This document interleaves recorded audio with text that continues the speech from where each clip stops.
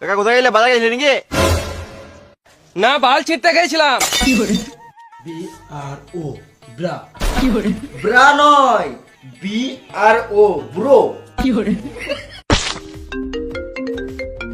দেখি তোকে ফোন করছে। হ্যালো, কি করছিস রে সুরের বাচ্চা?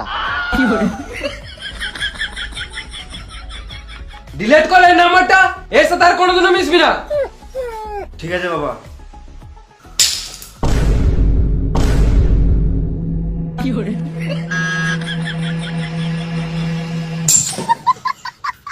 হলো রে?